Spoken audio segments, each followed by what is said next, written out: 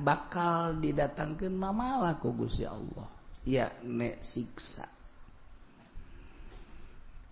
Jadi lamun kuari itu sih katanya tsunami siksa ya apa cobaan bolon sama budak. Kos kitu ditanyakeun kudu sia pantogeun habek goblok mah kita tanya geus puguh siksa eta teh nu kos karar itu teh jang iktibar urang tah. Allahumma ya qadiyal hajat Allahumma ya qadiyal. Zina teh diharamkeun ku Gusti Allah lantaran bakal ngacak-ngacak turunan. Tepuguh ieu bakalna bin saha borosot anak ka alam dunia teh tepuguh bina lantaran tatadina Salome satu lobang rame-rame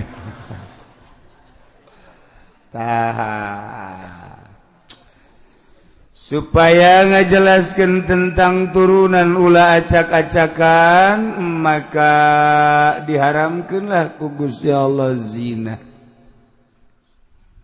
Wari jana tepuguh tekarung ngahalalkeun zina. Lah kiai ngomong segala haram segala naon. Wow, barang ngeunah diharam-haram. Eta ngahalalkeun zina.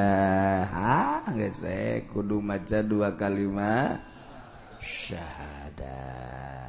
Masyaallah. Aya nu zina teh timbul tina cinta, aya nu zina teh timbul tina jual beli. Baheula mah di Jakarta di Keramat Tunggak. Woi, tamang geus terkenal. Basmi di Keramat Tunggak lompat ku ari ka kawasan Pasar Kemis. Beki deukeut ku ari. Masya Allah, cabang-cabang naloba di Citra aya. Unggal perumahan ayangan di perumahan Puri di Cilomok doang. Alhamdulillah bersih sama didinya lantaran gerak kabehat. Polsek gerak dan Ramil gerak, Koramil gerak, kabeh toko pas kontak di dieu. Aya nu kapanggih 1 2 3 4 5 6 7. Teberes. Masya Allah karim ya perzinahan.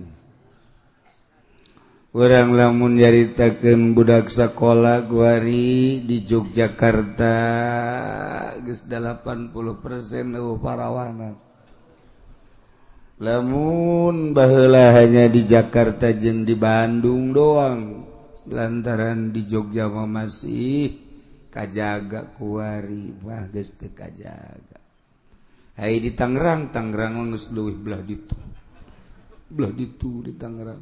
Masyaallah batak satu sisi negara ngabutuhkeun jelema pinter sedangkan pinter kudu sakola sementara kabar-kabar di sekolah seperti kitu urang serba salah. Kos kitulah ieu mah teu rek jaritakeun ku kumaha nu jelas jelema ngahalalkeun zina murtad atawa ngahalalkeun minuman keras khamr bir kunyana dihalalkeun menzen kunyana dihalalkeun vodka kunyana dihalalkeun jeung berbagai minuman anu osok ngaweureukkeun ngaleungitkeun kana kitu pikiran ngaleungitkeun kana akal kunyana dihalalkeun ieu geus bae murtad. Ya Allah ya nginum mah nginum bae ai sararia beuki malos tah cenah ku kiai jadi menangkeun kan. Los siapa rezeki mah jawara pemuda tapi ai datang ka ngahalal ke maula ketinggal tungguan bae di akhirat bakal kumaha. Bahkan urang kuari di dunia kene salah ngahukuman, Allah nu bakal ngahukuman. Urang ngakurkeun nu salah jeung nu bener di negara, nu zinah nu kuduna dihad atawa diranjam, nu maling nu kuduna dihad dipotong, anu minuman nu kuduna dihad ternyata diantepkeun di negara, ngantepkeun kana hukum-hukum nu geus jelas dina Al-Qur'anul Karim bakal dibere mamala ku Gusti Allah. Entek urang sieun ieu ngarantepna kana hukum teh bakal didatangkeun mamala ku Gusti Allah, yakni siksa. Jadi lamun kuari itu sih katanya tsunami siksa ya apa cobaan bolon sama budak. Kos kitu ditanyakeun, hulu sia pantogeun habek. Goblok mah kita tanya. Geus puguh siksa eta teh anu kos kararitu teh jang itibar urang tah lantaran di Indonesia teu kudu neangan jauh-jauh salah ngahukuman atawa henteu dihukum. Anu zinah nu kuduna diranjam ternyata diantep, nu kuduna dihad ternyata diantep, nu mabok nu kuduna dihad ternyata diantep, nu maling nu kuduna dipotong leungeunna ternyata diantep. Ngantepna ka jelema-jelema nu salah disejajarkeun jeung nu bener, ieu bakal dikenakeun siksa ku Gusti Allah. Masyaallah, ngeri. Mantak lamun eueuh budak leutik anu ngek-ngekan tengah peuting, eueuh aki-aki anu hudang ti peuting, eueuh jelema anu hudang ti peuting ikhlas zikir ka Gusti Allah. Wallahu a'lam. Masyaallah masih kene aya anu dihormati jeung dihargai ku Gusti Allah orok cerik tengah peuting. Orok mapan aya dosa ku Allah teh dicerikeun mah tuh bisa bae, tapi kan cerik ngear jam 1 jam 2 makna juhudang, terus mana ngayeng-ngayeng orok, terus bapana ge milu udang duanana bapana mah luhur handap udang. Tah eta teh sakadar hudang gitu mah teu beres. Bapana kan hudang terus kacai salat kan kahudangkeun ku orok. Orok lain sacerik-cerik ngeor datang ka tatanggana ke kaganggu. Goblok-goblogan tatanggana. Sial teh orok aing teu bisa berarti.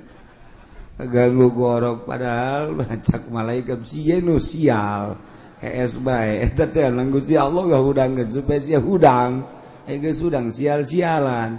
Masyaallah kuduna alhamdulillah orok saya teh budak bisa ngahudangkeun aing alhamdulillah. Aturan aing teu tahajud jadi tahajud anu lempeng makan ngos itu ngan eueuh nu kitu pan sararial jasa aing teu bisa es keur peuting. Masyaallah tah eta orok lain sambaraga. Orok ahli Allah mah ti peuting ti loges ngear ceurik ngahudangkeun sekitarna. Aya aki-aki jeung nini-nini hudang ti peuting eta ge sarua. Teu kuat kana ki hayang ki kababayan di jalan malah mah. Can datang ka tempat cai geus ki teu wer we. Lain ngisang balik deui. Tah ieu geus sakira teh kumaha isuk bae. Tama siksaeun agi-agi kos kitu mah. Aduh, jaga agi-agi geus kolot geus dol berarti lah. Langsung nyana mandi budak. Alhamdulillah berarti kiih mawa bahagia ieu kiih cakeana. Baheula mah keur tilok hayang kiih, tilok udang ti peuting barang hayang kiih bae udang ti peuting cakeana nuhun. Tahajud tuh jadi eta teh teguran ti Gusti Allah hayang kieu teu kuat teh teguran sebab keur ngorana tilok udang peuting urang mah juga reget bae aing cenah tunggal peuting bari mah geus kieu bae duh cenah kudu mampu gue teh dihudangkeun ku kieu malah waliullah mah aya nu teu hudang-hudang di peuting teh kumaha carana hayang hudang bebeja ka guruna mama hampura ceuk kene kula ieu tidak hudang aya di peuting nginum loba sia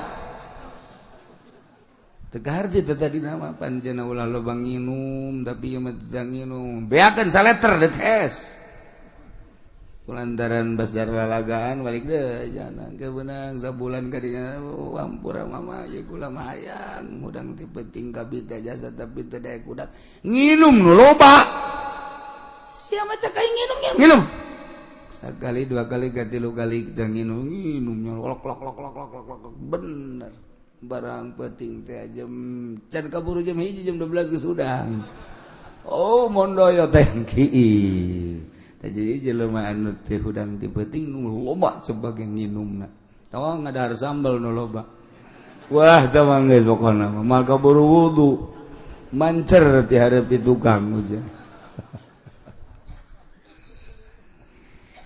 atawa ngahalalkeun barang haram kos zina kos minum sajeng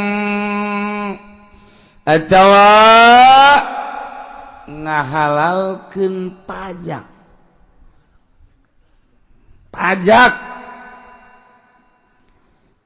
teh barang haram lawi taqada haqiyatal muksi jelema ngahalalkeun pajak eta teh geus pokona murtad cokotan mah cokotan bae ku RT ku lurah lo sama pajak tapi ulah ditekadkeun halal ayo beuki menyana ka pajak bupati terus nya nama gupak di pajak gupak nya geus kos kebodongkol nya nama geus gupak ieu mantek ceuk kula ge saha bupati nu bisa khusus salatna tadi dia kakara ka nyawa kamari ieu mah so amat cenah Ki Uci so jasa teh mah cenah ngomong ieu atuh aing mah wayah so mah so bae ieu ngan mendasar aing mah sona sakieu-kiai dijagaan bae ge barang daharna ieu ti saha ieu ti mana maksudna ditanya kitu teh beusi aya nu salah hayang bener lurus ka Gusti Allah tetep husu hese bae hese beta husu teh lain hese teh hese jasa ngan rada deres bae aya disejak mah husu teh disejak geus kulantaran disejak atuh dijaga mata dijaga ceuli dijaga dan rada deres sok aya ner-neran mah saeutik ai kos kitu mah da bupati mana nu khusus salatna ya tangkepeun kabeh bupati mah tangkepeun lamun urang nyaritakeun Fikri ditangkep bupati Garut pan kiai teh eta teh kiai atuh kiai salah mah tangkep bae bupati Bogor teh wow eta teh kiai sakar ngaranna bupati Bogor tuh pan sia nyaho jasa pan babat terus sia kan atuh bae didegekeun we atuh ge nyaho eta teh kan kiai Rahmat Yasin teh masyaallah lamun menteri agama atuh talar Quran berbagai menteri-menteri talar Quran bisa maca kitab ditangkap eta teh nah cak bupati nu sejen tuh salah makan ditangkap can kagiliran doang can kagiliran cak kabeh salah nu nyahoeun karena tata cara politik salah urang mah lantaran bodoh teu nganggap salah kan ka bupati sabaraha pendapatan di Tangerang sabaraha pendapatan di Serang jangan gaji PNS sabaraha jang pembangunan sabaraha emang teu dihitung gitu ku rakyat je parangsana kan gitu nyaho urang ge sekian persen jang PNS sekian persen jang pembangunan aya teh sakitu persen deui ka mana oh berarti kan teu ditangkep teh can kagiliran doang sabenerna mah urang doakeun mudah-mudahan ulah kagiliran tuh sia mendek jore bae kan geus kanyahoan ku aing lamun atut ditangkep lantaran kasus loba jasa atuh gubernur nu sejen ge sabenerna mah akur ngan kagiliran doang emang kumaha gitu nu madak Gus Dur teh dirapin ini negara kita nih 20 tahun dari kasus KKN belum selesai, tidak akan selesai. Saking gitu lapis. Wah, inilah laga. Nah, ieu mah keur carita sabodonya na ieu bara reuki mah jangke ge bakal kapanggih jeung Gusti Allah. Anu dunia ieu nangieun Allah, anu Allah teh ngatur make ayat suci Al-Qur'anul Karim. Hajujana teu make kana aturan Al-Qur'anul Karim pek teh hiji urang masa kada rakyat. Diatur ku nyararana nanya anu nyieun pek ai bara reuki mah. Heuge ngan pajak mah tetep haram. Ketika nyana dahar dipajak, minum dipajak, beli kendaraan dipajak, ngebangun dipajak, sek teuing asal ulah ngahalalkeun. Ketika ngahalalkeun pajak jadi disate engke nyana di akhirat. Dibelem, dibulak balik kerecek. Saya eta bupati, saya eta gubernur, saya eta utama RI 1. Kerecek. Ahok mah atuh emangnya nama teu jadi gubernur ge ngerecek. Ternyata makan kafir. Iya sing hade tah. Ya, hartina urusanana emang eta mah geus diplot ku negara, pendapatan sekian dan sekian emang geus kudu kitu di negara demokrasi mah. Nya bahkan ditingkatkeun deui pajak bangunan ge make pajak engke mah urangna ge dipajak urangna bakal dipajak garak-garak datang ka pager kemudian alat rumah tangga gelas segala sendok segala bakal dipajak engke hirup urang bakal dipajak geus nyana darek mah gupak dipajak pek ye nu mantap jarang mantan lurah haju balalener ibadahna jarang mantan camat ieu mah keur carita mantan be nu bener haji ibadahna jarang. Kunaon eta bensinna kan itu bensin geus menyatu jeung awak.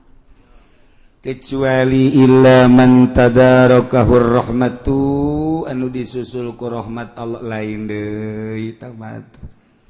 Meureun tadina loba sedekah dedeuheun Allah biasana kana loba sedekah Allah nyusul ku rahmatna. Abi ngaran-ngaran aju pelit mah hererese jasa. Nu mentak pantes posa goblok-goblokna dagang aya nu halalan. Sabener-benerna pamarentah nu halalan deui mah coba eta. Coba eta deui eta. Ieu mah urang ulah bebeja ka batu, urang bae maksudna ieu, urang mah ieu nu ngaji bae ulah bebeja ka sasa ulah. Ulah teh fitnah kan emang kos kieu mah. Ulah cek PNS saya moal ngaji deui minggu hareup anu nitahan ngaji anu teh los ya ngajina jeung Ki Golkar bae Ki Golkar mah emang gupak sarua bae gupak nya gede menta nya naga memantak aya hak sabenerna mah kiai teh di pamarentah lamun kula sok jaritakeun sing hade ulah sok kaduit ngadahar duit ti pamarentah aya nu ka kula ngomong Kiai eta aya hakna di pemerintah. Cek Imam Ghazali ge teu dijawab ku kula. Teu dijawab. Emang aing teu nyaho. Nyawan aing atuh jeung sia mah. Cak hate kan teu dijawab. Heuh atuh aya hak wae. Kula paling seuri geus teu nanaon sebab beuki berarti kan. Lain deuk nanyakeun hukumna kos kitu mah beuki atuh los. Teu emang ka kula nu ngerad aya. Ulah sok sambarangan cenah kiai ngomong. Duh dina kitab Ihya, dina kitab anu Imam Ghazali ngameurangkeun aya hak kiai di pamarentah. Oh, sakitu doang maca kitabna. Ada sing beuki bae teh kiai. Geus pamarentah nu mana? Anu Imam Ghazali ngameunangkeun jeung kiai lantaran memperjuangkeun agama ngabogaan hak. Mufti di ditu nama mufti teh ngabogaan hak. Kodi ngabogaan hak di pamarentah lantaran nyana ngembangkeun agama pamarentah nu mana taliti heula atuh nu pendapatanana ti mana taliti heula atuh masyaallah karim atuh ai pamerintahanna kos urang mah nu tina pajak saha kiaina nu ngameunangkeun mun Imam Ghazali nyahoeun bahwa eta teh tina pajak boro-boro deuk ngameunangkeun Imam Ghazali moal ngomong malah murikak bulu kieu mah Imam Ghazali ya pas Imam Ghazali geus moal ngajawab tuh suka kitu sia mah ahli neraka sia kaditu iya teu dijawab ku kula ge sebab aya hak kiai di pamarentah saha nu ngaweukeun pemerintahan mana sebab kokocoran di mana nah lawiya taqoda mun nekadkeun jelema haqiyatal muksi boga sifat hak tindak pajak sedengkeun pajak eta haram nyana ngahalalkeun kana barang haram murtad. Ih, mantap kiai bagus jasa ieu mah keur carita kiai bae aja nu lain kiai mah tagung ka neraka maksudna mah. Nu kiai behelanan aju nyana ngansongkeun proposal nyokot aju ngada tata dina bagus jasa elmuna ngeunaheun didengekeunana. Nyanana ibadahna bangun bagus, ilmu aya di nyana, gagah aya di nyana, harisma aya di nyana, dek ngadahar duit pamarentah. Dibere embung ngadengekeun aneh disapekran jelema dulur bada magrib urang ngaji ieu sing hadaya lantaran urang mun teu ngaji mah engkena urang teu nyaho bener aki-aki nu ngaberitakeun di masjid dulur aya urang ngaji bari batuk-batuk teh kitu tah set masyarakat sanu magana kiai anu embung lah ieu mah kajian teu ngaji jakeun hate teh kudu ngomong kos kitu sebab nyaho aing nyana ngalaglegan duit masa duit pamarentah teu hayangan kercan jadi mui jelema hebat jasa diderengekeun ku jelema bareng jadi mui mana kiai mui nu didengekeun ku masyarakat mana malah kercan terjun di partai kiai hebat jasa barang terjun di partai aya eueuh nu ngadengekeun aya cenah kiai sabaraha urang 20 teh loba jasa ngan jeung tihang masjid da sabaraha 18 duaan berarti ngaji tidak ilmu aya di nyana hebat aya di nyana mun bahkul masail pangmeunanganna panghebatna tapi teu kaji jeung masyarakat dibere embung kunaon bensin nu kaluar ti nyana bakal kotor kercan jadi yayasan mah nyana teh masyaallah didarengekeun ku jelema aja pinter nahuna pinter bilagahna pinter hadis barang boga yayasan kunaon dibere embung jelema tanyakeun lain di Tangerang bae lain di Serang lain di Pandeglang di Jawa sarua bae di Garut aya hiji jelema hebat moal dicaritakeun kiaina ih lain lalagaan tah mah hebat jasa sok jana nyieun yayasan arembungeun ngaji arembungeun datang ka marahnya ka masyarakat aing keneh cak cenah jelemana nu keur ieu jeung kuari teh pindah ngagelok aya bae santri di dinya karake kaluar ti pondok pasantren leh make sampingna ge teu lempeng-lempeng ajan jelemana geus kitu tah deukeut aya sakilo mati dinya teh ti kiai eta sakilo lah jelema magan ngaji ge biasa bae kotek-kotek kunaon atuh ieu jelema parindah ka ditu diulah-ulah kok yana ulah sok ka dieu cenah ka ditu tetep bae pindah teu bisa tah urusan Allah tah kos kitu mah lain kudu haju bendu ka eta santri benduan awak urang introspeksi muhasabah tanyakeun ka diri urang sok geura memeleh nafsu urang kuduna kieu betah tah salat teh awak jasa benerna masih teh bisa ngaji teh titipan ti Gusti Allah kamari ieu mah jarame sia teh ngaji maksudna hayang lain hayang rame tapi kamangpaatanna be ku batur dimangpaatkeun tapi ieu kuari haju aran teu malah pindah ka dari itu nah berarti awak sia nu goblok nu tolol digantung sia ku aing aya naon ya sia coba aya naonan terus ku urang diwarah nafsu urang oh sia lantaran dedeketan jeung pamarentah emang lah ulah peng bae dedeketan jeung pamarentah mah dalam rangka memperjuangkeun negara bangsa jeung agama tapi ketika hayang kana duitna dunyana ieu nu cilakaan jadi urang dedeketan jeung bupati atuh mangga bae kos kula atuh biasa jeung bupati wau jeung gubernur wau jeung menteri ge tuh wau ya tuh masalah ngan ketika dibere duit kela cek ulang teh berduit cedek mere gede leutik siapa pajar bener bae kan tuh siapa tolol sih sabaraha urang nu ditolagon teh wau mah terus berjuang ayo ngariung diondang ku nya pek bae kula emang tilok diondang gitu ku pemerintah dosa datang atuh datang ka ditu biasa ngan datang ka ditu na teu dahar Henteu belum. Teu dahar. Kajian diberkatan bae.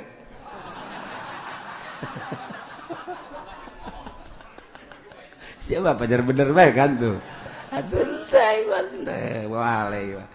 Datang ka ditu teh deuk dahar lantaran nyana manusia aing manusia nyana butuheun baca kulhu kula zubirul falak bidan ngariung ayo ngariung ngakomunikahkeun mah teu ieu memang tugas ti Gusti Allah keur carita aya waktu batu hayu ngan ketika dibere duit henteu embo aja dibere cokot-cokot bacokot bae aja jang satu itu rahasia negara tuh ulah di dahar henteu Allah maha uninya teu pernah kayak heula kudu ngadahar duit pajak.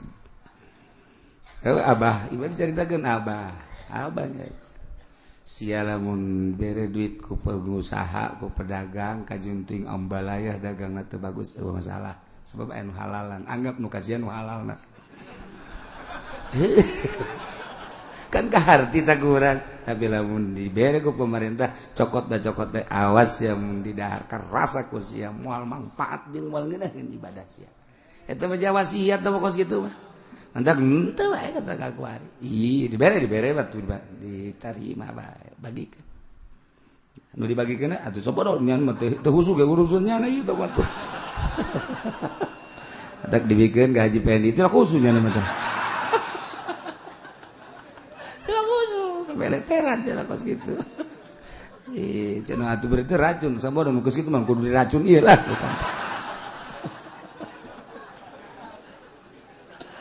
Nah, halala muharraman sekedar supaya nyaho bae. Ngabe urang lempeng sebab urang deuk bapanggih jeung Allah pan. Tek bae teh mah urusanna urang digaji aduh ieu sebenarnya kurang bagus. Atuh mah dengan di perusahaan, digawe di perusahaan halal mah kos kitu mah. Tapi lamun eta pajak mah sing hade ulah ditekadkeun halal sakitu bungkul ulah ditekadkeun halal. Lamun ditekadkeun halal halala muharraman bil ijma' atuh geus murtad.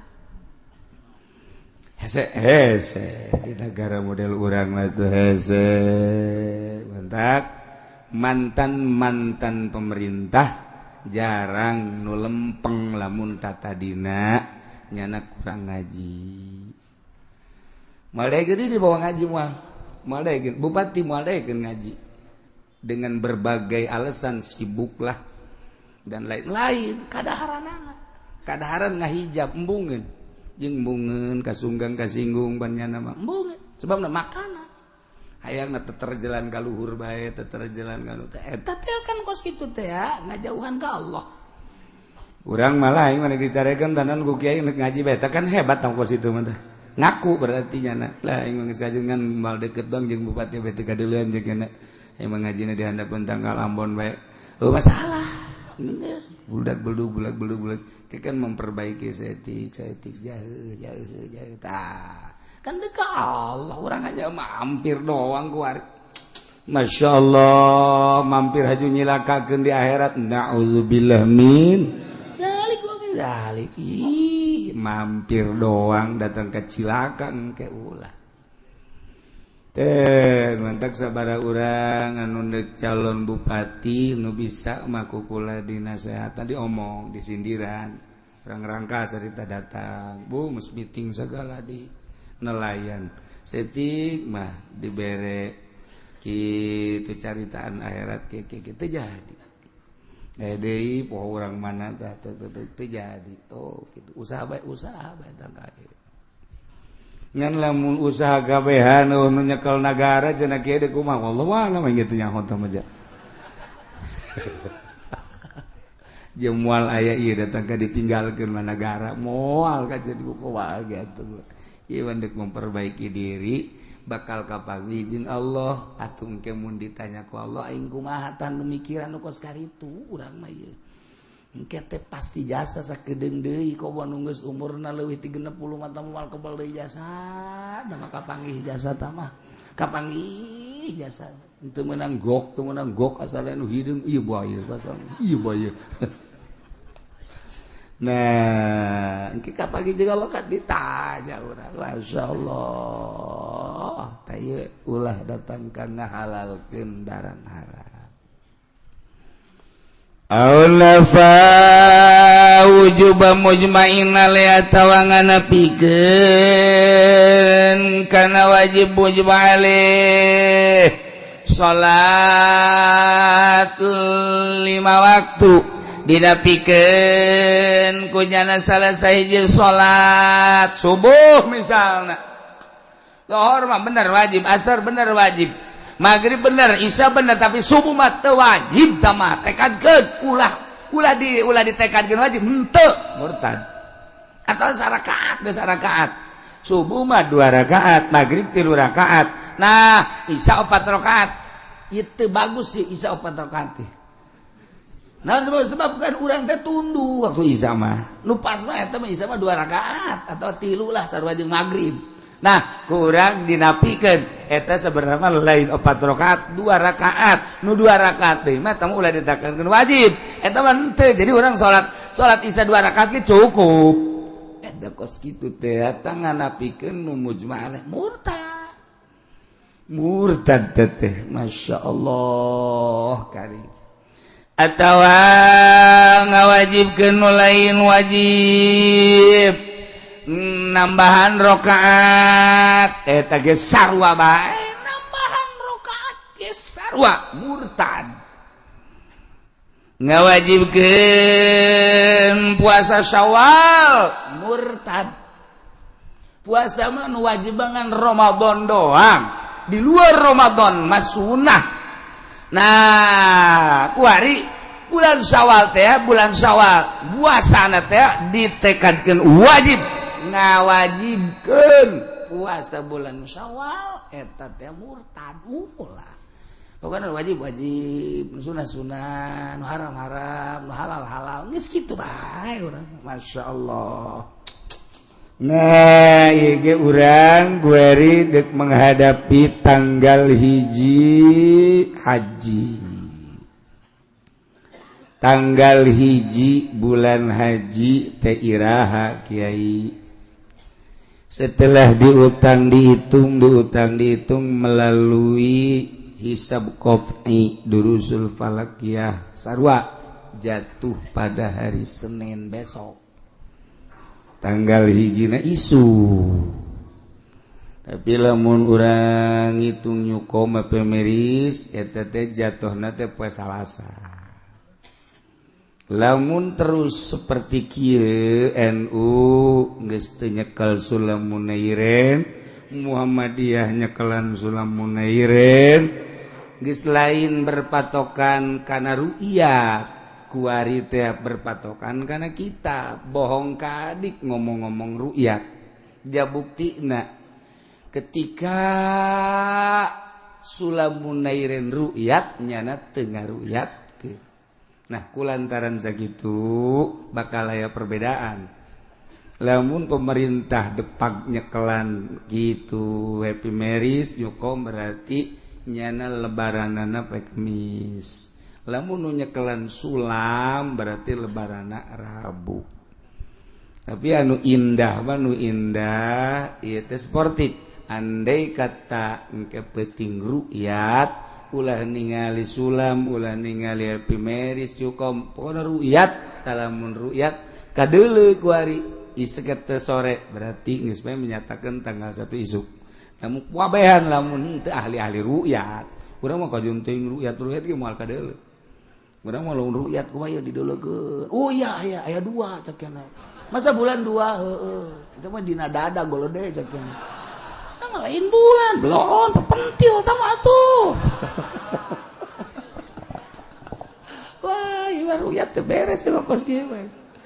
Nah jadi kudu ahli da we tetep ngan selama ieu geus dinyatakeun teu harmonisna NU jeung Muhammadiyah bahkan di jero NU sorangan urang nyaksikeun keberadaan muktamar kamari dahsyat lain lalagaan ribut gede lain ribut letik urang menyaritakeun teh lantaran urang kulturna tetep NU imah urang NU jadi urang teh prihatin jeung sedih kaayaan imah urang seperti kitu lain perwatakan NU maka orang tinggal sedih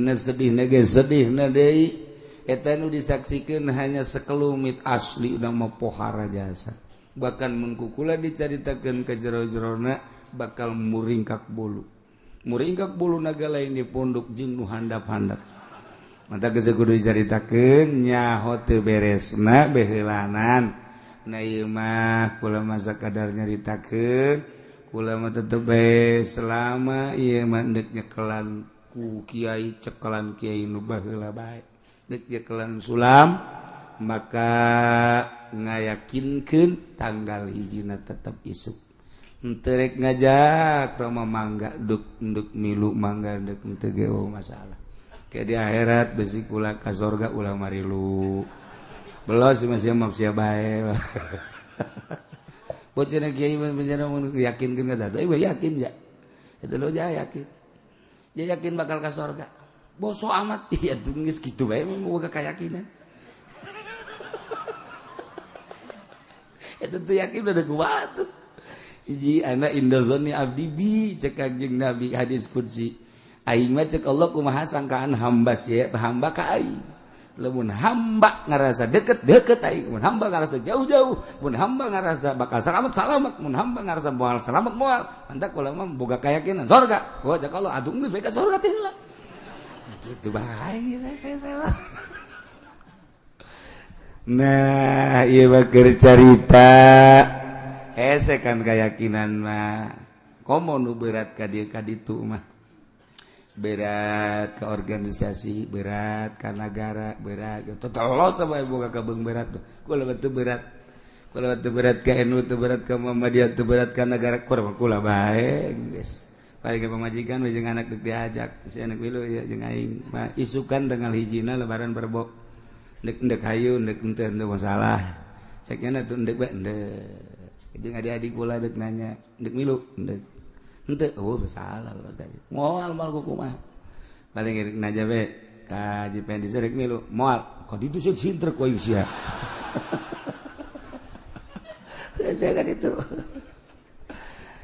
teh ieu kelalagaan jadi kasih geus moal caritakeun panjang-panjang urusan gitu hisab qot'ina geus nyaraho kabeh jadi isuk tanggal 1 geus lamun isuk berarti Senin Salasa Rebo ngahenen karena sejerokan berarti Senin Salasa Rebo guys lebaran Rebo berarti coba orang buktikan ke ja tinggal puasana di jero bulan haji aya tarwiyah jeung arpah tanggal 8 tarwiyah tanggal 9 arpah berarti tanggal 10 lebaran geus urang puasana 2 lamun nu endek bilu ka hisab qot'i sulam berarti tanggal 8 kenaon tah Senin poe Senin tanggal 9 Salasa poe Rebona lebaran lamun anu endek milu misal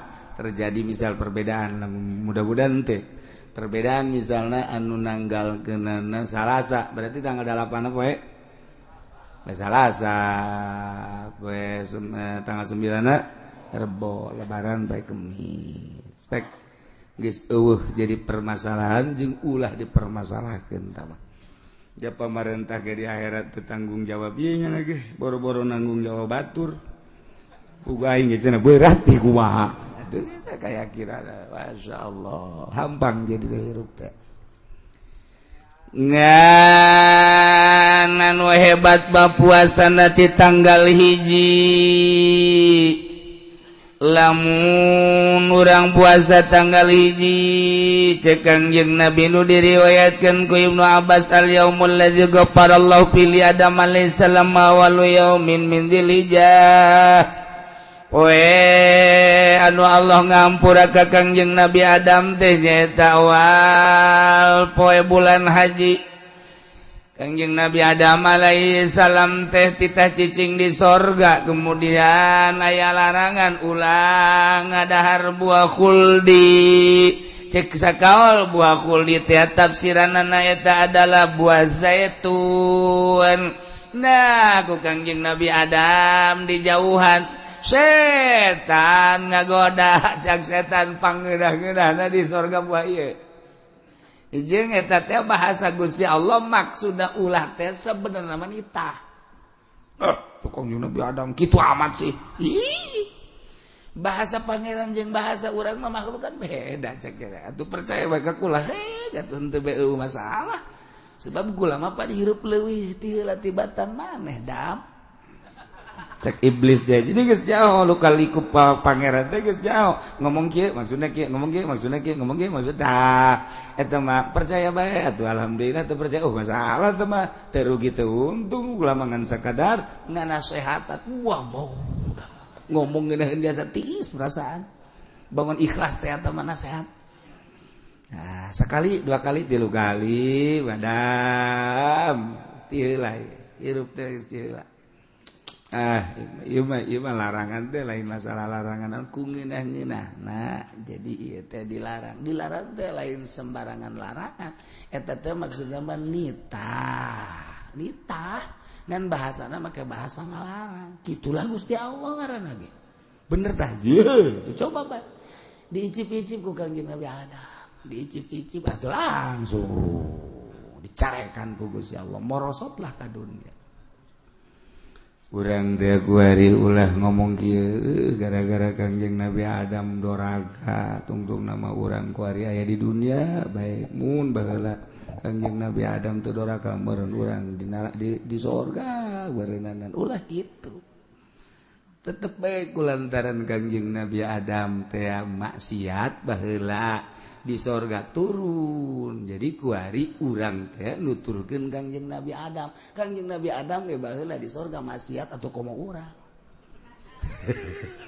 itu wajar-wajar maksiat ngan ayana maksiat teh deuk daon endek aya bab tobat jadi Allah deuk gabukakeun bab tobat nu mantak aya maksiat salilana ngan aya bab tobat teu salah masalah mantak bener bae terus malaikat teu masalah bae iblis urang mah di tengah-tengah berat ka malaikat hebat berat ka iblis atuh teu hebat tinggal urang bae nu introspeksi aing sih lobaan nganyarupaan ka mana ieu ka malaikat apa ka setan barang ku urang ditilik-tilik asana aing mah lobaan ka setan di sakira teh berarti atuh neraka nah kuari Adam sujud plek terus istighbar Kangjeng Nabi Adam istighbar diterima nak tobat Kangjeng Nabi Adam awalu yaumin min Dzulhijjah tanggal 1 bulan haji mantak man soba zalikal yaum ghafarallahu lahu kulla dzambin sajelema nu puasa di tanggal 1 haji Allah ngahampura sakabeh dosana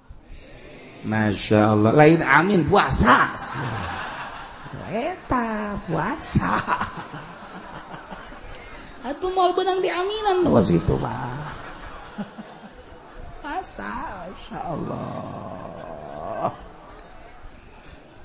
wa yaumul tsani istajaballahu du'a Yunus alaihi salam poean kedua Allah ngaijabakeun doa Kangjeng Nabi Yunus alaihi salam bakhrajahu min batnil hut Allah ngaluarkeun tina beuteung lauk engke bakal dina Al-Qur'an urang dongeng Kangjeng Nabi Yunus masyaallah pohara eta bae di dalam la ilaha illa anta subhanaka inni kuntu minaz sajabna lahu wa najainahu minal ghammi wa kadzalika nunjil mumin eta wiridan Kangjeng Nabi Yunus alaihissalam waktu Kangjeng Nabi Yunus dibalangkeun di kapal dicaplok ku laut bayangkeun coba di jero laut sorangan bae boga duit misalnya hayang nginum balanjana ka mana kudu jualan kan di jero laut di jero beuteung laut masyaallah kari ilah Kangjeng Nabi Yunus wiridan la ilaha illa anta subhanaka inni kuntu minadh dhalimin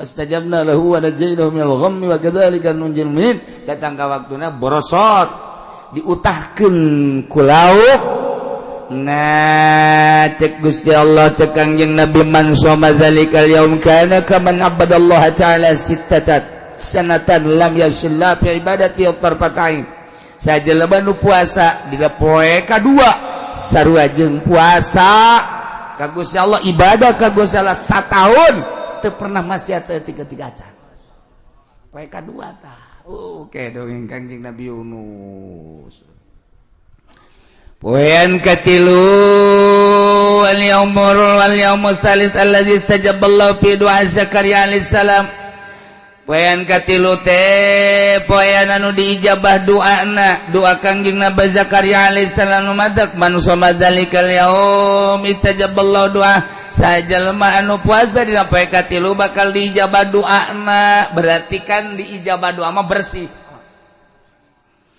wal yaumur rabi'al yaumul ladzi wulida fi Isa alaihi salam poean kaopat poean di mana dilahirkeun Kangjeng Nabi Isa alaihi salam Kangjeng Nabi Isa alaihi salam dilahirkeun poean kaopat bulan haji tanggal 4 nu mantak ban soba zalikal yaum sajelema nu puasa dina poean kaopat nafallahu anhul basa wal faqra bakal dilegitkeun ku Gusti Allah kesulitan kepakiran tah poe kaopat tas ieu bakal murang mun puasa dina poe kaopat moal dibere riweuh moal dibere pakir dibere senang ku Gusti Allah ya Allah ya poe kaopat untuk siadet wal yaumul khamis al yaumul ladzi wulida fi Musa alaihi salam poean kalimat poean nu dilahirkeun Kangjeng Nabi Musa alaihi salam man soma zalikal yaum dari aminal nifaq qaum min azabil qabri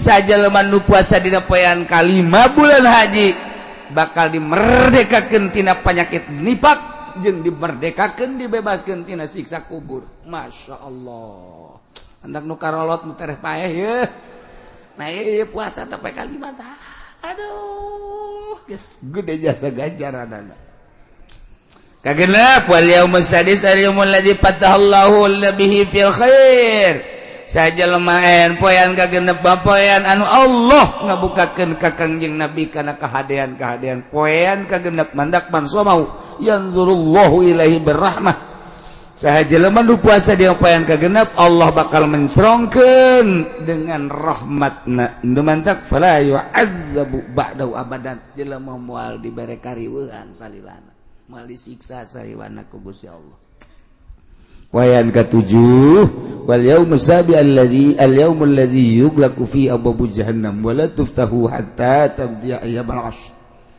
ketujuh poean di mana digembok dikunci lawang-lawang jahanam pintu jahanam anu 7 pintu neraka anu 7 kunci wala tuftahu hatta tamdiya ayyamul ashr mal dibuka jeung teu dibuka sehingga lewat poean ke-10 nah eta mah berarti ditutup jang jelema nu puasa poe ka-7 geus datang ka akhirat eueuh bae lawang neraka nu buka beuh malaikat ge bingungeun di ka dieu nutup ka ditu nutup cak malaikat teh jangan nutup kabeh cak kana geus ditendang we ku malaikat brong ai nutup kabeh lawang neraka waduh poean ka-8 wal yaumul saminu al yaumul ladzi yusamma yaumat tarwiyah ialah poe tarwiyah man shoma saha jelema nu puasa dina poean tarwiyah utiya min ajri ma la ya'lamuhu illallah bakal diberi ganjaran nu urang mah teu perlu nyaho hanya Allah lah nu bakal merena gede-gede pohara jasa ku pohara-poharana urang teu kudu nyaho poean ke-9 yaumu arfah an somahu kana kafaratah lisanatin madhiyah wa sanatin mustaqbalah poean arfah mah jelema anu puasa di poe arfah yana tanggal 9 eta ngaleungitkeun dosa sataun ka tukang sataun ka hareup nu mantak kula mangajak ieu urang babarengan dimulai poe isuk urang puasa datang ke poe tanggal 9 10na wal yaumul asyir wal yaumul adha man qarraba qurbanan fihi sahaja lempean yaumul adha lebaran adha sahaja lemah anu ngalaksanakeun kurban fabi awwali qatratin qatarat min dam yaghfarallahu lahu dzunubah wa dzunuba yali begitu digereselkeun tek getih anu nyaksak kana taneuh mulai tidinya dosa urang raragagan terus bahkan jeung dosa-dosa anak pamajikan urang kabeh pokoknya bersih bae. Nah nu mentak siapkeun guari urang puasa bari urang dula deuleu mana embe nu gede siapkeun ku urang saha nu bakal meuli aing deuk menta ping-ping na we mah ye lain deuk meuli kana deuk mentai we. Tak gitulah ceritaan tentang tanggal hijina menurut hisab qot'i adalah isuk poe Senin. Kemudian orang doakan para jamaah haji dulur orang, kawau orang, tetangga orang, dulur-dulur orang kebehan. Mudah-mudahan sabadana aya musibah kamari ye ditangtayungan ku Gusti Allah Subhanahu wa taala.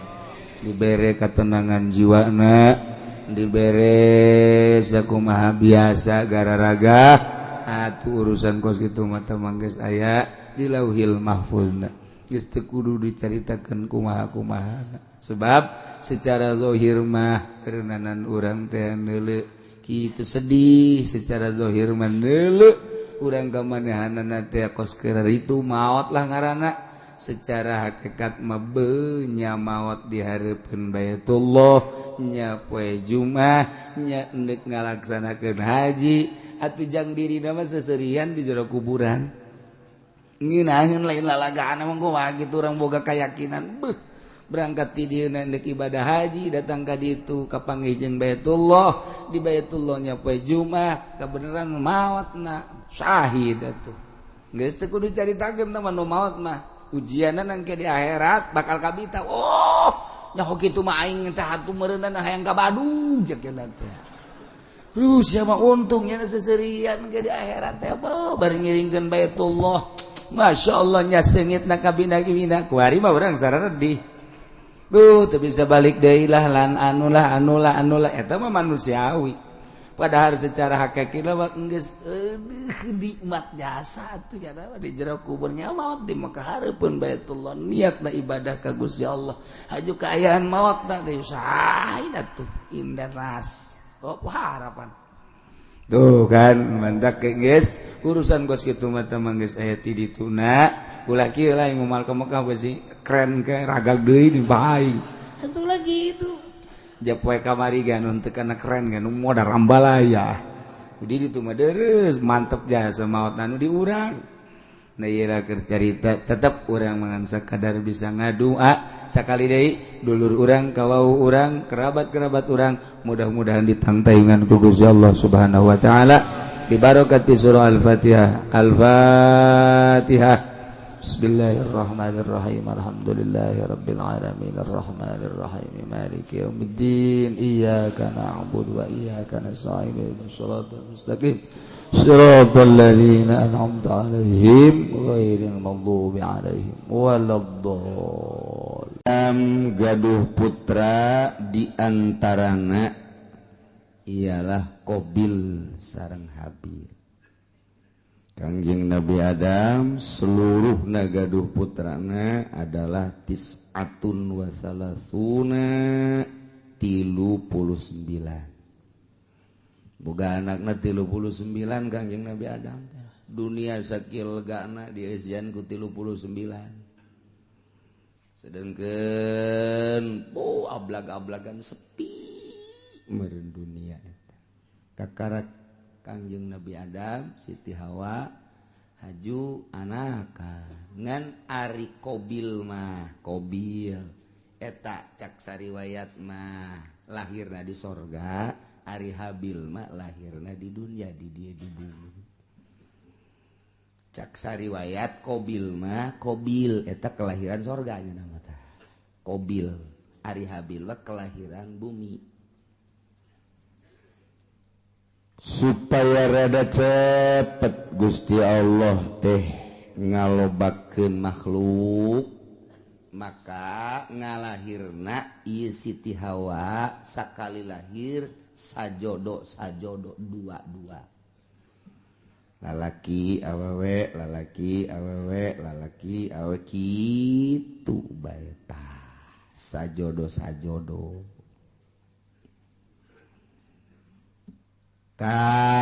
kabeneran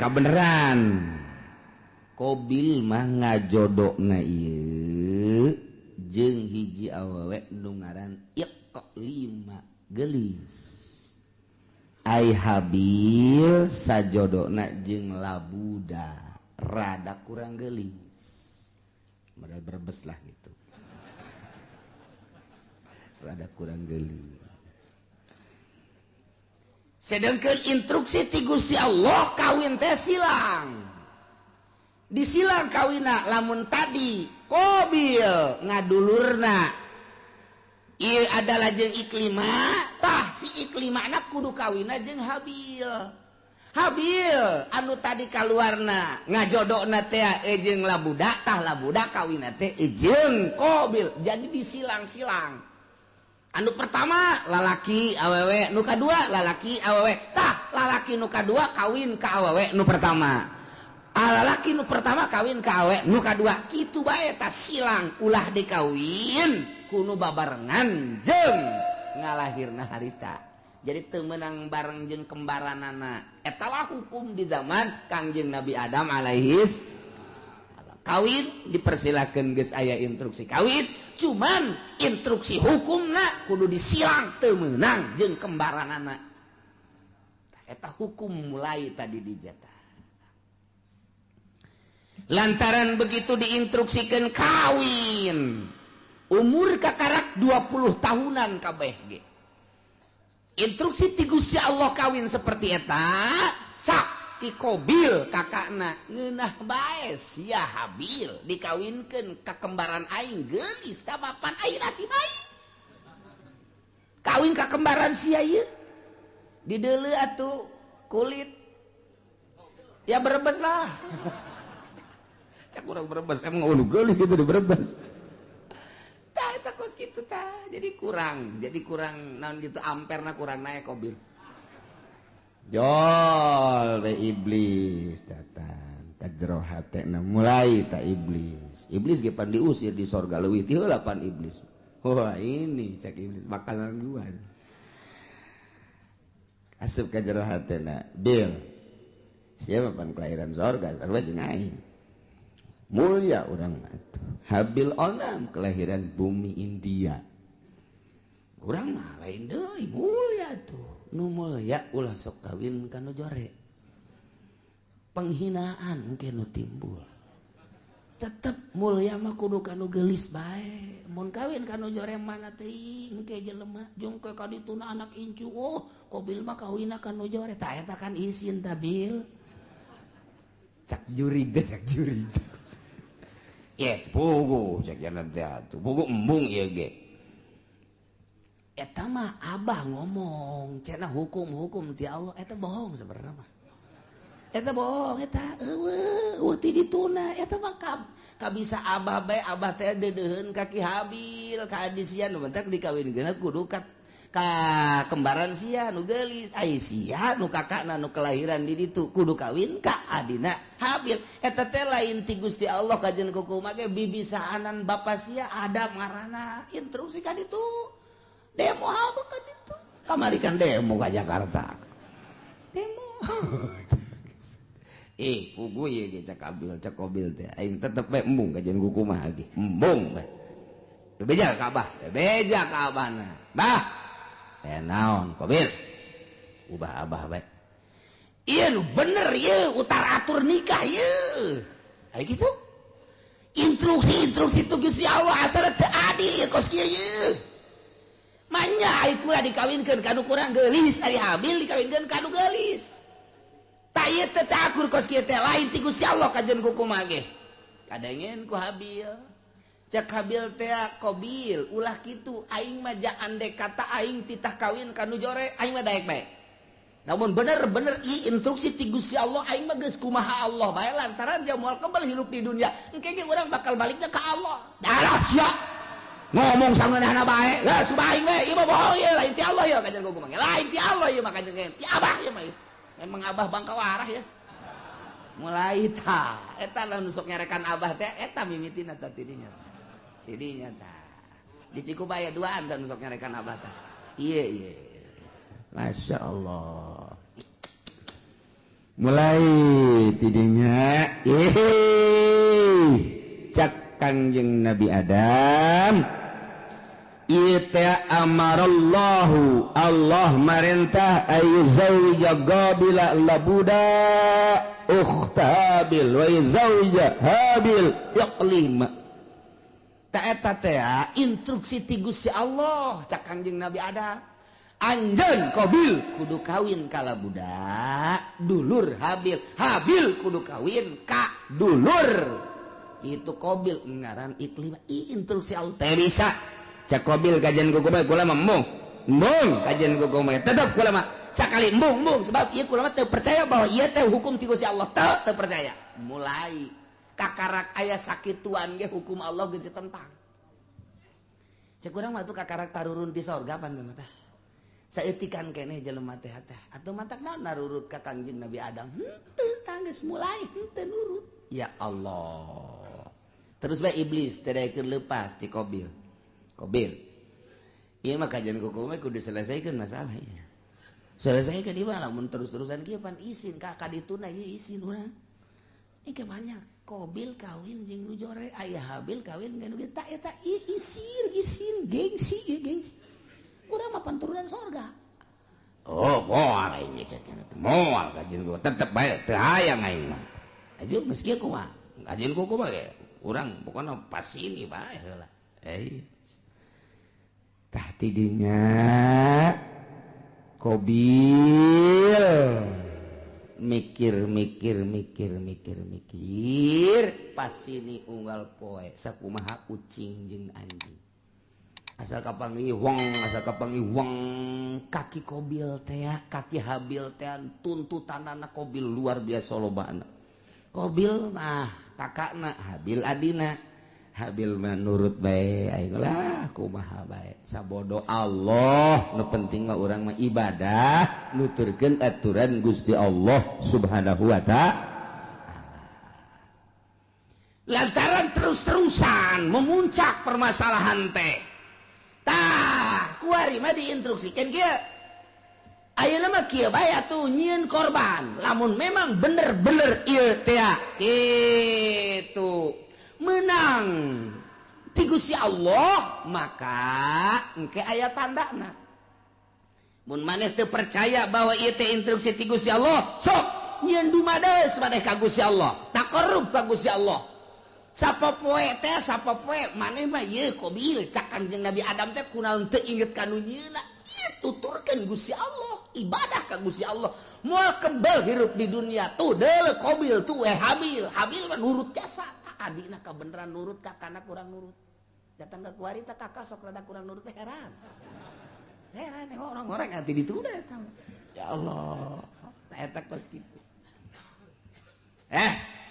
nyieun korban kuari mah nyieun korban naon nu dikorbankeun ku maneh Qabil ulama supaya Gusti Allah narima ka kula de korban lantaran kula mah petani hasil tani bae ayo geura kumpulkeun maneh Habil naon kula mah lantaran pangangon embe kibas kula mah cirina naon cak Qabil ieu bahwa korban ditarima ku Gusti Allah jeung teu ditarimana engke cak Kangjeng Nabi Adam lamun ditarima bakal turun langsung ti langit seuneu set engke ngalahap anu ditarima mun anu maneh Qabil ditarima beak engke garing dihakan seuneu diletab seuneu lamun nu ieu anu ditarima nu kono Habil nu embe beak bos ini kitu bae oke cek nyana jadi geus iya dikumpulkeun ku nyana harta-harta hasil tatanian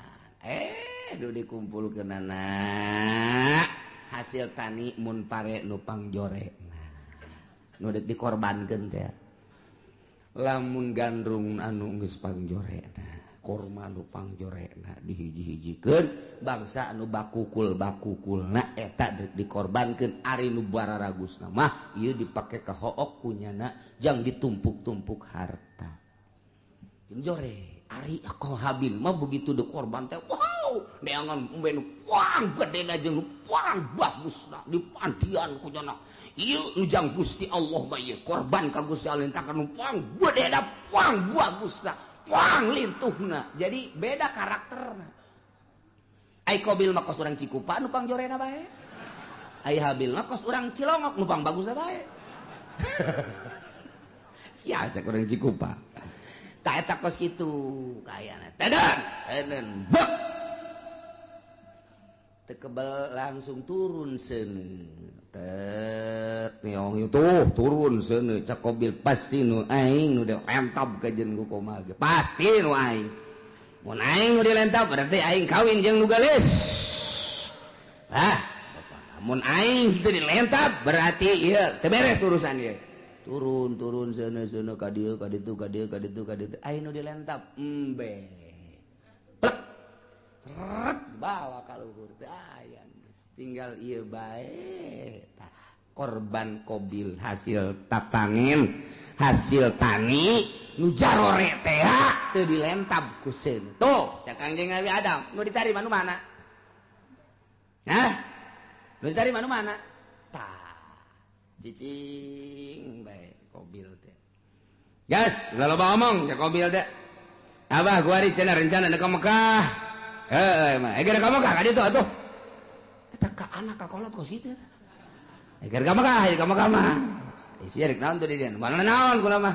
Padahal boga rencana abah ka Mekah adi dibunuh sia ku aing. Jadi aya abah aya keneh mah embungeun nya ge, rada kagokeun. Kira ka Mekah ditungguan nyana nungguan abah na ka Mekah. Dah sekian bulan berangkat Kangjeng Nabi Adam, ieu adalah ka Mekah. Qabil tenang geus eueuh sasaha ngan jeung Habil doang, berikut dulur-dulurna. Jadinya lah mulai nyana dendam kesumat hasud anu luar biasa di jero hatena hayang ngabunuh Habil. Iyalah cerita eta dicaritakeun ku Gusti Allah, dibejakeun ka Kangjeng Nabi urang Kangjeng Nabi Muhammad sallallahu alaihi wasallam.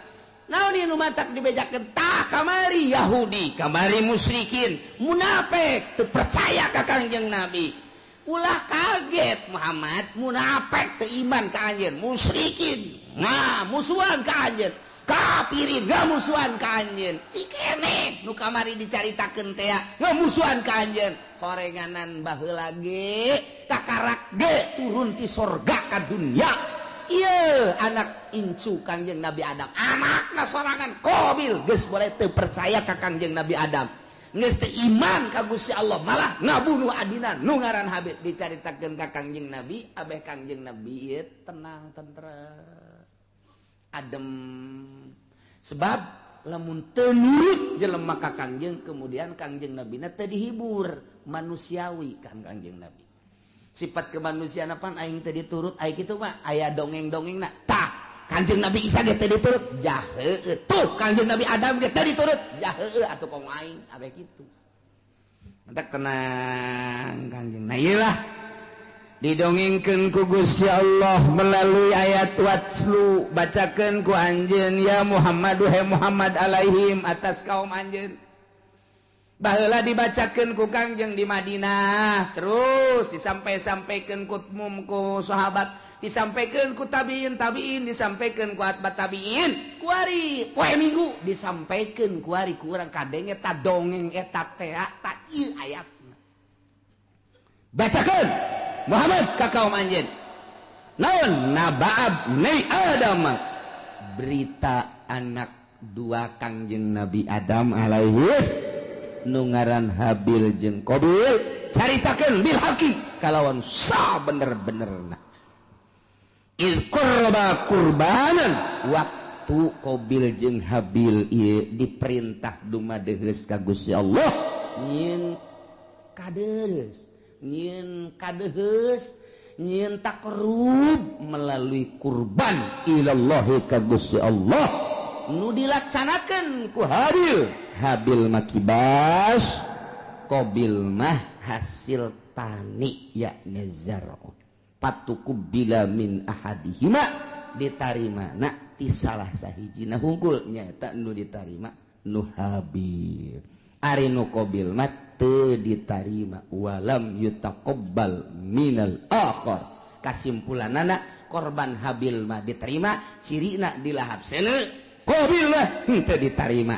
Cirina aya bae di dinya teu robah-robah. Tidinya lah mulai Qabil bendu ka Habil, nyimpen di jero hatena hasud anu luar biasa, nungguan Kangjeng Nabi Adam munggah haji. Teu Kangjeng Nabi Adam munggah haji, ngaharep Qabil ka Habil. Abah geus eueuh, emak geus eueuh, tinggal nyana bae.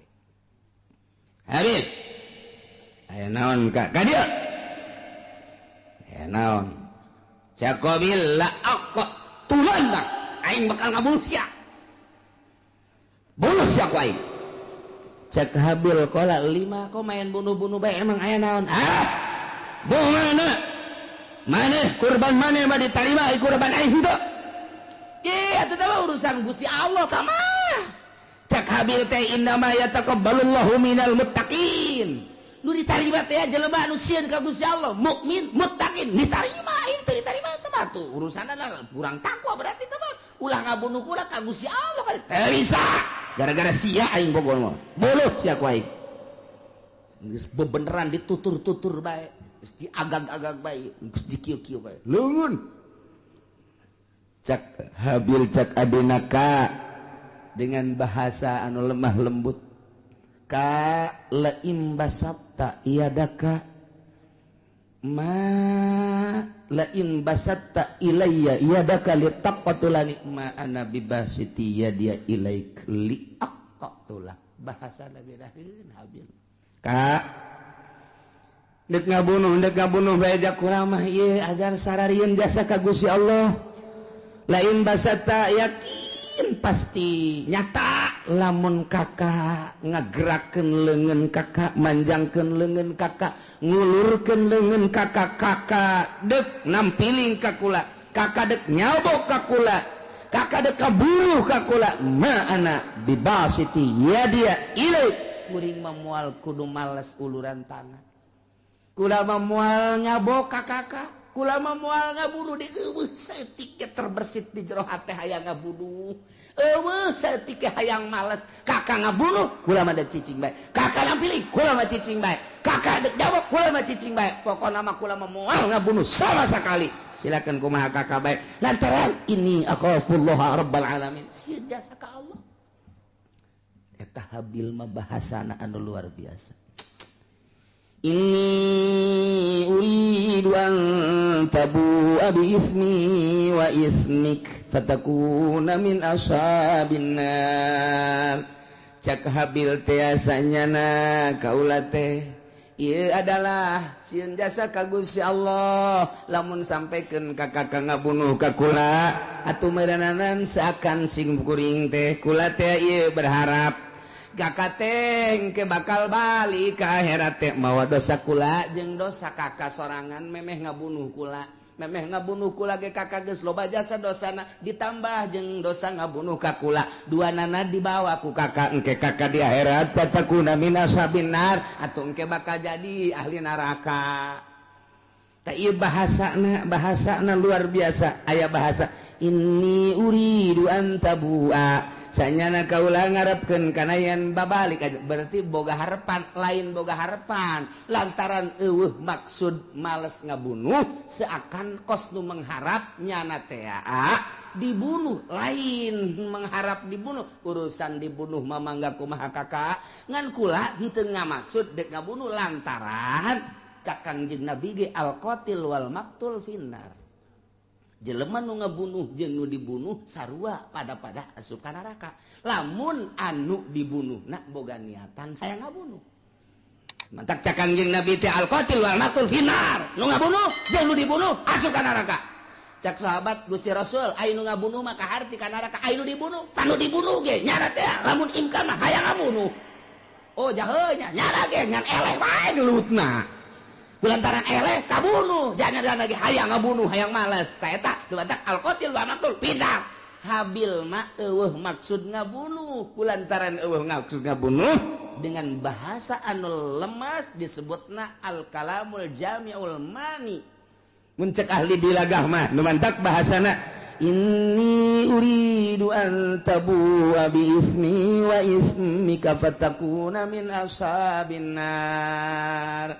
Geus pihartieunana aduh kakak lamun kakak sampai ka ngabunuh ka kula jakula mah moal ngalawan teu hayang ngabunuh deui ka kakak atuh engke berarti kakak teh mun bali ka ditu teh mawa dosa dua, dosa kakak memeh ngabunuh jeung dosa kula atuh engke di akhirat meureun pinuh ku dosa mangga sakumaha kakak bae kula mangan sakadarna nasehatan doang. Sia ngomong ke situ balang nasehatan sakana wah ini teu bisa diomong ku kumaha. Masya Allah. Tah gitulah akhirnya kumaha dah langsung ditikem sangat sedikit tikem bingung aing ngabunuhna kumaha ieu can aya pembunuhan pan harita can aya pembunuhan cara ngabunuh ngaleungitkeun nyawa artina ieu kusabab dikumahakeun lah bingung dijotos besi teu bae digebug besi teu bae dikumahakeun ieu dikumahakeun bingung nyana mikiran ngabunuh ge bingung lantaran can pernah aya nu ngabunuh pan harita mah manusia pertama nyana eta anak Kanjeng Nabi Adam anu ngamimitian dek ngabunuh datang ka ngabunuh ge bingung kumaha carana ngalamun bae Habil geus aya bae di sisi dicekelan bae kieu dek dibunuhkeun bingung cara ngabunuhna kumaha cara ngabunuhna sok iblis asup deui ka jero hateun aya sia bodoh-bodoh teh atuh ngabunuh bae heseueun amat cak iblis teh atuh teu kumaha nya can urang anu dibunuh Japan ieu manusia kakara kayak urang doang. Ngomong we nya di jero hate jeung iblis. Ya kada deulekeun ya. Deulekeun ya. Cat bae iblis teh kaluar nu hiji tek. Kahareup ngarupa nya jeung iblis tu saja gelut di bareng gelut nu hiji dicekel tek dikahadapkeun terus jokot batu digebukeun blak kana huluna. Hai. Oh, tak kitu ngabunuh mata. Jadi dicontohan ku sakadang iblis. Masya Allah tuh gitulah Qabil teh oh jahe babarinya eta iblis nu hiji pae kakara pae geus pae nah Habil ku aing geus bisa sebab aing geus kuliah ngabunuh aing geus disaha sih kuliah ngabunuh nangis aya dosen iblis langsung bae nurutan iblis jadi diperagakeun ku iblis cara ngabunuhna mantak cekel tujahkeun langsung liak nyokot batu nu gede diangkat ku Qabil gejretkeun kana huluna gujret gitu syariat Masya Allah gitulah bakal jadi ahli neraka wa zalika jazaa'ul zalimin nyana jadi ahli neraka babalas jelema nu zalimah tidinya lantaran keheul jeung keukeuh bae hayang ngabunuh fatawaat maka ngagoda zayanat ngahiasi lahu ka Qabil nafsahu kana nafsu naqatlahi kana ngabunuh dulurna nu ngaran Habil diperagakeun ku iblis faqatalahu maka dibunuhlah ku Qabil Habil dengan cara diperagakeun kos sakumaha iblis fa asbaha minal khasirin barang geus paeh ngalangsa lantaran iblis kalaluar tina hatena ditinggalkeun kabur malah kadenge kaburna ge hayu sia cilaka Qabil cak iblis kan